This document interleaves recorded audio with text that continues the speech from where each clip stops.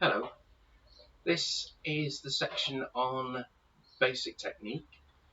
The first thing to be aware of is the seating arrangement that you have. You need a chair with a nice gap underneath so you can fit your djembe into that gap. Next thing you need is to sit yourself forward on your seat as far as is comfortable. Obviously you don't want to be falling off the front, but you do want to be as far forward as you can get comfortably, because your djembe then fits nice and snugly between your legs and tilts away from you, so that basically the sound can come out of the bottom of the djembe. So you're sitting on the edge of your seat, you've got the djembe tucked neatly between your legs. You can hold it with your feet, legs, or if you like, you can have a strap or a scarf that you take behind you and just use it to hook onto the djembe and hold it nice and firmly. If you're wearing slippery sort of like slacks or whatever, then sometimes that's a good option to have something just to hold that in. If you find you're getting a slight pain in the small of your back, it could be because of the pressure you're using with your legs to hold the drum in. Posture is really important. So remember to sit with your sort of in a good posture, upright, shoulders back and down, and your hands, you have to get them on the right position on the drum. If you make like a triangle in the center of the drum and then pull your hands back, you're in roughly the right position. Imagine you've got a couple of oranges like tucked in your armpits. So you're sitting nicely. There are 3 or 4 actually basic moves that you'll be making. The first is bass, and for that your hand is flat, and what you're aiming to do, you don't want to be doing this, what you're aiming to do is bounce your hand off the center of the drum. So let's just practice that for a few moves. I'm exaggerating my hand movements. I don't need to do that online.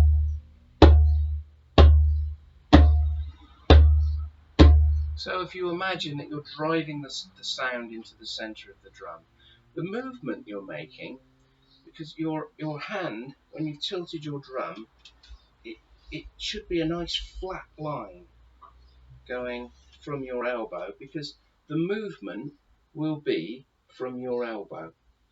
So I'm moving my body slightly, but the elbow is where the movement comes from. Next is the tone, and for the tone, your hand is slightly curved. This part of your hand just comes down on the ridge of the drum, and as I said, the position you'll be in is this, and that is the tone. Again, I'm rather exaggerating the hand movements.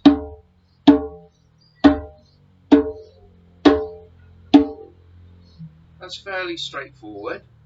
You don't have to hit the drum very hard. If your positioning is good, then you'll be able to drum easier and faster if you don't hit the drum too hard.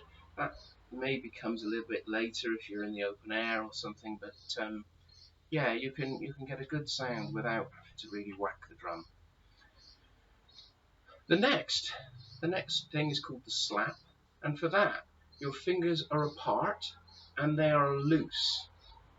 So your position is exactly the same as it was for the tone, but on this occasion you bring this part of your hand down sharply on the edge of the drum, but your fingers flick onto the surface of the drum. So the idea is to have the intent to make a tinging noise, which is like this.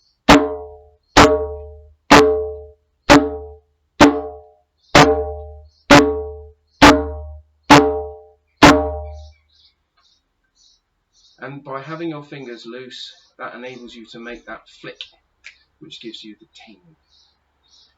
If you're switching quickly between slaps and tones, it's just easy to remember. Tones, fingers together, a little bit of tension in the hands. Slaps, fingers apart. So fingers together, tone, fingers apart, slap. Then comes the flam, which is where your hands come down onto the drum, both hands come down, but one hand leads the other just slightly. It's supposed to sound a little bit messy.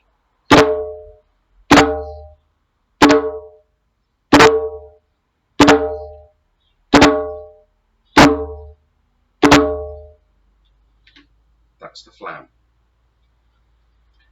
So we'll just practice that for a moment. We're just going to do bass, tone, slap, bass, tone, slap.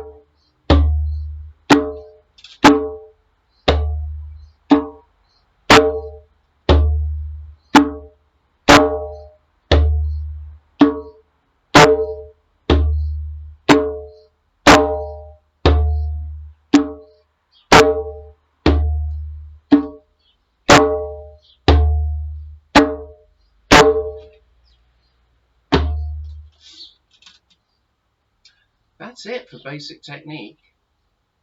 Remember, your drum is tilted away from you.